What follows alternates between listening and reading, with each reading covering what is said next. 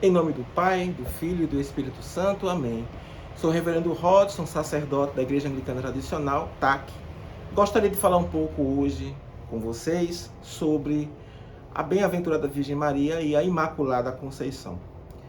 A Bem-aventurada Virgem Maria, mãe do nosso Senhor Jesus Cristo, ela é uma figura importantíssima para a Igreja.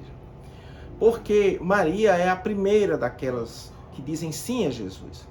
É a primeira das discípulas, é a primeira daquela que segue ao Senhor, mesmo sem entender, guardando tudo em seu coração. Portanto, para nós, Maria é o protótipo da igreja. Daí ela vai ser também o primeiro membro da igreja e ela passa a ser a mãe da igreja, segundo a tradição. E nós seguimos essa bem-aventurada tradição. Então, para nós, todo o valor que tem a bem-aventurada Virgem Maria, que nós carinhosamente chamamos de Nossa Senhora, ela está associada ao que a gente chama do dogma da encarnação. Maria é a mãe de Deus. É a mãe de Jesus Cristo, que é igualmente 100% homem, igualmente 100% Deus. Ela não é só mãe de Jesus ou só mãe de Cristo. Ela é mãe de Jesus Cristo, por isso ela é a mãe de Deus.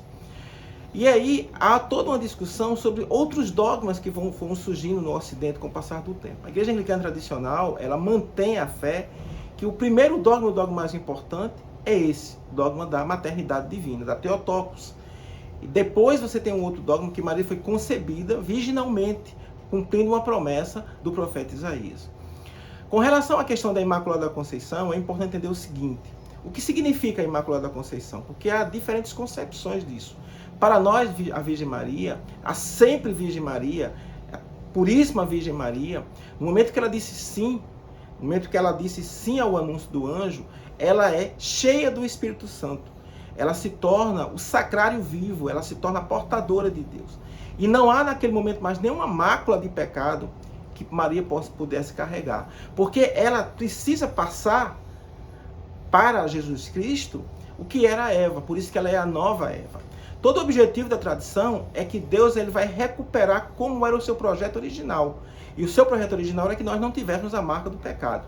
Então, a partir da encarnação, a partir do seu sim, Maria para nós se torna a Puríssima Virgem Maria. Isso é um consenso da igreja.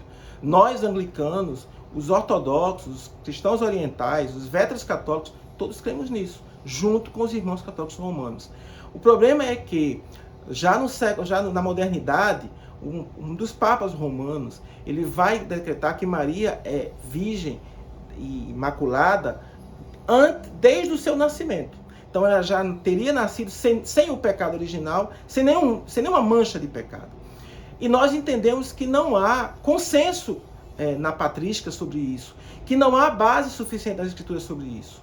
E isso pode ser um motivo de crença, mas não de dogma. Então há uma diferença hierárquica dentro da tradição da igreja entre crença, opinião e dogma.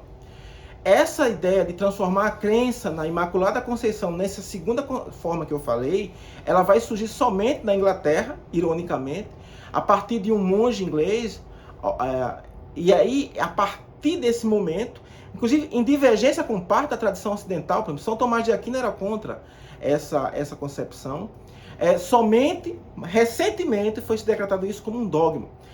A nossa problemática, portanto, não é a crença e não tem nada a ver com a pureza, com a dignidade de Maria. Tem a ver com a transformação de uma crença num dogma.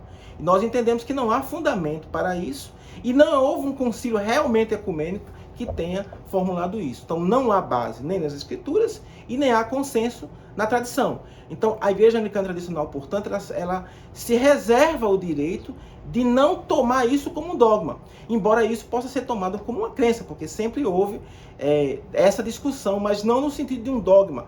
Porque uma vez que um dogma é proclamado, quem discorda desse dogma está fora da igreja. Então essa é a nossa compreensão, essa é a nossa formulação. Nós não ficamos discutindo, polemizando com aqueles que acreditam, nem com os que não acreditam. Mas nós nos reservamos o direito a acreditar somente naquilo que a igreja sempre acreditou, nos séculos sempre, em todos os lugares.